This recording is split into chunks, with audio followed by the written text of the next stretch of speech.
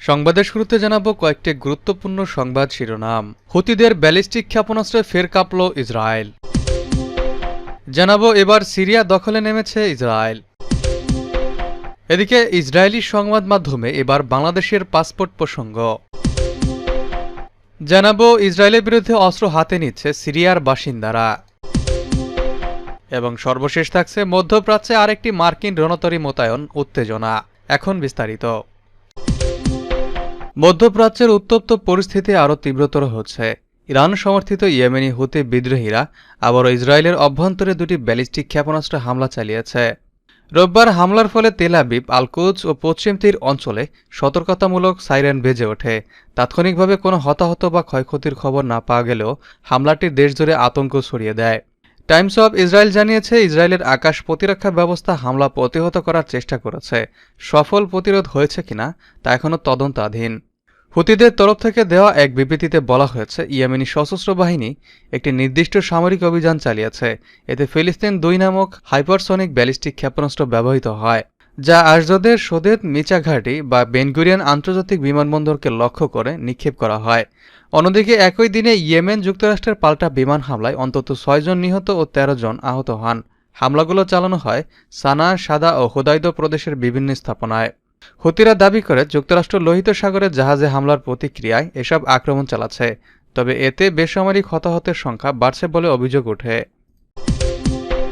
এবার সিরিয়া দখলে নেমেছে ইসরায়েল। বিদ্রোহীদের অভিযানের মুখে বাশার আল আসাদ সরকারের পতনের পর থেকে সিরিয়ায় জোর সামরিক তৎপরতা শুরু করেছে দখলদার ইসরায়েলি বাহিনী। দেশটির 12 মাইল ভেতরে ঢুকে পড়েছে বর্বর সেনারা, বাড়িয়েছে হামলাও। শুধু বিমান হামলায় নয়, একের পর এক ভূখণ্ড দখলের দিকেও মনোনিবেশ করছে তারা। ইতিমধ্যে দেশটির বেশ কিছু এলাকা দখলে নিয়েছে। কমপক্ষে 9টি সামরিক ঘাঁটি তৈরি করেছে। এছাড়া সড়ক, নেটওয়ার্ক এবং অন্যান্য যোগাযোগ অবকাঠামোর সম্প্রসারণ করেছে।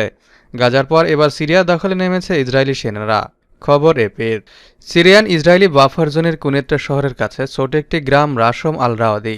আর ডিসেম্বর রাতে হঠাৎ গুলি ও বিমান হামলার বিকট শব্দে জেগে ওঠেন গ্রামের বাসিন্দারা।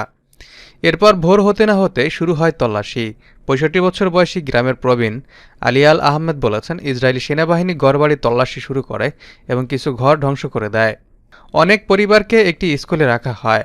গত 4 মাস ধরে গ্রামটি ইসরায়েলি নিয়ন্ত্রণে রয়েছে এবং প্রায় 350 জনকে তাদের বাড়িঘর থেকে জোরপূর্বক বের করে দেওয়া হয়েছে বলেও জানিয়েছেন আল আহমাদ। যদিও ইসরায়েলের প্রধানমন্ত্রী বেঞ্জামিন নেতানিয়াহু শুরুর দিকে দক্ষিণ সিরিয়ার আক্রমণ অস্থায়ী বলে অভিহিত করেছিলেন, কিন্তু ইসরায়েলের ক্রমবর্ধমান সামরিক উপস্থিতি অন্য কিছুর ইঙ্গিত দেয়। সম্প্রতি প্রতিরক্ষামন্ত্রী ইসরায়েল কাজ বলেছেন, ইসরায়েল অনির্দিষ্টকালের জন্য সিরিয়ায় থাকতে প্রস্তুত। সিরিয়ার আইনজীবী এবং মানবাধিকার কর্মী মোহাম্মদ ফায়েদ বলেছেন, ইসরায়েলি সামরিক কর্মকর্তারা মানবিক সহায়তা প্রদানের অজুহাতে বেসামরিক যানবাহন করে হামিদিয়া গ্রামে প্রবেশ করেছেন। 24 ফেব্রুয়ারি কুনেত্রা এবং দারা শহরেও হামলা শুরু করে ইসরায়েলি সেনারা।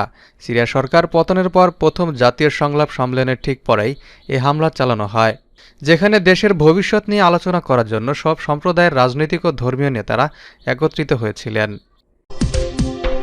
ইসরায়েলি সংবাদ মাধ্যমে এবার বাংলাদেশের পাসপোর্ট প্রসঙ্গ। বাংলাদেশের পাসপোর্টে একসেপ্ট ইসরায়েল শর্ত পুনর্বহালের নির্দেশ দেওয়া হয়েছে। এ নিয়ে সংবাদ প্রকাশ করেছে ইসরায়েলি সংবাদ মাধ্যম। তাতে বলা হয়, মুসলিম সংখ্যাগরিষ্ঠ বাংলাদেশ ইসরায়েলকে স্বীকৃতি দেয়নি। দেশটিতে ইসরায়েল একটি আলোড়ন সৃষ্টিকারী বিষয়। ইসরায়েলি সংবাদ মাধ্যম দ্য টাইমস অব ইসরায়েলের প্রতিবেদনে বলা হয়, ঢাকায় ইসরায়েলের বিরুদ্ধে 1 লাখ লোকের বিক্ষোভের একদিন পর এই ঘোষণা এলো। মুসলিম সংখ্যাগরিষ্ঠ দেশটি শেখ হাসিনা সরকারের আমলে লেখাটি সরিয়ে ফেলেছিল, কিন্তু ইসরায়েলকে তাদের স্বীকৃতি না দেওয়ার নীতি বজায় রাখে। আরও বলা হয়, পাসপোর্টে অ্যাকসেপ্ট ইসরায়েল শর্ত পুনর্বহালের মাধ্যমে কার্যকরভাবে বাংলাদেশ নাগরিকদের ইসরায়েলে ভ্রমণে বাধা দিচ্ছে। বাংলাদেশের পাসপোর্টে আগে লেখা থাকত, this passport is valid for all countries of the world except Israel. অর্থাৎ এই পাসপোর্ট ইসরায়েল ব্যতীত পৃথিবীর সব দেশের জন্য বৈধ, বা এই পাসপোর্ট নিয়ে ইসরায়েল ছাড়া পৃথিবীর যে কোনো দেশে যাওয়া যাবে। কিন্তু 2020 সালে দেশের নতুন ই পাসপোর্টে এই বাক্যটি পরিবর্তন করে লেখা হয়, this passport is valid for all countries of the world, অর্থাৎ এক্সেপ্ট ইসরায়েল শব্দটি বাদ দেওয়া হয়। 2020 সালে শেখ হাসিনার নেতৃত্বাধীন আওয়ামী লীগ সরকার দেশের নতুন ই পাসপোর্ট চালু করলে সেই পাসপোর্টগুলো থেকে এই লেখা বাদ দেয়। এমনকি এ বিষয়ে কোনো ঘোষণাও দেওয়া হয়নি। গত 7 এপ্রিল তারিখে উপসচিব নীলিমা আফরোজের সই করা একটি প্রজ্ঞাপনে আগের লেখা ফিরিয়ে আনার তথ্য জানা যায়। রোববার এ তথ্য নিশ্চিত করেছেন নীলিমা আফরোজ। উপসচিব নীলিমা আফরোজের সই করা ওই আদেশে বলা হয়েছে, উপযুক্ত বিষয়ের পরিপ্রেক্ষিতে যথাযথ প্রক্রিয়া অবলম্বন করে পূর্বের ন্যায় বাংলাদেশি পাসপোর্টে ইসরায়েল ব্যতীত শর্ত পুনর্বহালের প্রয়োজনীয় ব্যবস্থা গ্রহণের জন্য নির্দেশক্রমে অনুরোধ করা হলো। প্রসঙ্গত, রাজধানীর ঐতিহাসিক সোহরাওয়ার্দী উদ্যানে ফিলিস্তিনের জন্য মার্চ ফার্স্ট গাজা কর্মসূচি পালিত হয়েছে। এতে অংশ নিয়েছেন ফিলিস্তিনপ্রেমী লাখো জনতা। বাংলাদেশের এ কর্মসূচি নিয়ে গুরুত্ব দিয়ে সংবাদ প্রকাশ করেছিল ইসরায়েলের সংবাদ মাধ্যম টাইমস অব ইসরায়েল। গাজা যুদ্ধের প্রতিবাদে ঢাকায় লাখো মানুষের বিক্ষোভ। নেতানিয়াহু ও মিত্রদের ভাবমূর্তি ক্ষুণ্ণ শীর্ষক শিরোনামে খবর প্রকাশিত হয়েছে। প্রতিবেদনে বলা হয়েছে, গাজায় ইসরায়েলি হামলার প্রতিবাদে বাংলাদেশের রাজধানী ঢাকায় প্রায় 1 লাখ মানুষের বিশাল বিক্ষোভ অনুষ্ঠিত হয়েছে। বিক্ষোভকারীরা ঢাকার সোহরাওয়ার্দী উদ্যানে জড়ো হয়ে ফ্রি ফ্রি ফিলিস্তাইন সহ নানা স্লোগানে গর্জে ওঠেন। ফিলিস্তিনের শত শত পতাকা হাতে বিক্ষোভকারীরা ইসরায়েল, যুক্তরাষ্ট্র এবং ভারতের নেতাদের বিরুদ্ধে ক্ষোভ প্রকাশ করেন। এতে মার্কিন প্রেসিডেন্ট ডোনাল্ড ট্রাম্প এবং ইসরায়েলের প্রধানমন্ত্রী বেনিয়ামিন নেতানিয়াহুর ভাবমূর্তি ক্ষুণ্ণ হয়েছে। তাদের ইসরায়েলি বর্বরতার মদতদাতা হিসেবে অভিযুক্ত করেছেন বিক্ষোভকারীরা। ইসরায়েলের বিরুদ্ধে অস্ত্র হাতে নিচ্ছে সিরিয়ার বাসিন্দারা। গাজা উপত্যকায় পুনরায় আক্রমণ শুরু করার পাশাপাশি সিরিয়ার দক্ষিণাঞ্চল জুড়ে দখলদারিত্ব অব্যাহত রেখেছে ইসরায়েল। গোলান উপত্যকার পর প্রতিবেশী ভূখণ্ডের এই অংশটুকু গিলে খেতে সেই পুরাতন কৌশলে এগোচ্ছে ইসরায়েলের সেনাবাহিনী। স্থল হামলা প্রসারিত সিরিয়ার আসাদ সরকার পতনের পর থেকে দেশটির বিভিন্ন স্থানে তাণ্ডব চালাচ্ছে বর্বর সেনারা। সেখানে চলছে হত্যাযজ্ঞ, দখলদারিত্ব। সাম্প্রতিক সপ্তাহগুলোতে সিরিয়ার দক্ষিণাঞ্চল জুড়ে স্থল আক্রমণ আরও জোরদার করেছে। তবে এবার ইসরায়েলের বিরুদ্ধে প্রতিরোধ গড়তে অস্ত্র হাতে নিয়েছে সিরিয়ার দক্ষিণের শহর দারার বাসিন্দারা। খবর এপের। সম্প্রতি সিরিয়ার দক্ষিণে বিমান হামলা এবং স্থল হামলা বাড়িয়েছে ইসরায়েল। সিরিয়ার ভূখণ্ড মাইলের পর মাইল অগ্রসর হয়েছে, জমি ও ঘরবাড়ির দখল করছে, কৃষকদের হত্যা করছে এবং এই অঞ্চলের জনসংখ্যাকে বিভক্ত করার চেষ্টা করছে। সিরিয়ার মাটিতে ঘাঁটি স্থাপন করেছে তারা। এছাড়া সিরিয়ার দক্ষিণে সম্পূর্ণরূপে সামরিকীকরণের দাবি করেছে ইসরায়েল। চলতি বছরের ফেব্রুয়ারিতে একটি সামরিক অনুষ্ঠানে নেতানিয়াহু বলেছেন, আমরা কুনিত্রা, দারা এবং সোয়াইদা প্রদেশ সহ দক্ষিণ সিরিয়ার সম্পূর্ণ সামরিকীকরণের দাবি করছি। এ বিষয়ে ইসরায়েলের সঙ্গে উত্তেজনা কমাতে সমঝোতার সুরে আলোচনার চেষ্টা করেছে সিরিয়ার সশস্ত্র সংগঠন হায়াত তাহরির আল-শাম বা এসটিএস।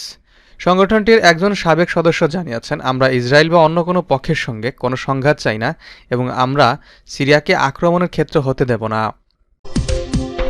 মধ্যপ্রাচ্যে আরেকটি মার্কিন রণতরী মোতায়েন উত্তেজনা। ইসরায়েল তাদের গুপ্তচর সংস্থার এক প্রতিবেদনের মাধ্যমে স্বীকার করেছে যে ইয়েমেন একটি আঞ্চলিক শক্তি এবং তাদের সামরিক সিদ্ধান্ত নেয়ার ক্ষেত্রে উচ্চ স্তরের স্বাধীনতা রয়েছে। প্রতিবেদন অনুযায়ী সানার এই স্বাধীনতাই মূলত লোহিত সাগর ও এর সংলগ্ন জলপথে ইয়েমেনের সামরিক কার্যকলাপ রোধে ইসরায়েল, আমেরিকা ও তাদের মিত্রদের প্রচেষ্টাকে ব্যাপকভাবে জটিল করে তুলেছে। মার্কিন রণতরী ও যুদ্ধজাহাজ ইয়েমেনি সামরিক বাহিনীর একের পর এক ক্ষেপণাস্ত্র, ড্রোন হামলায় বিপর্যস্ত হয়ে পড়েছে ইসরায়েল।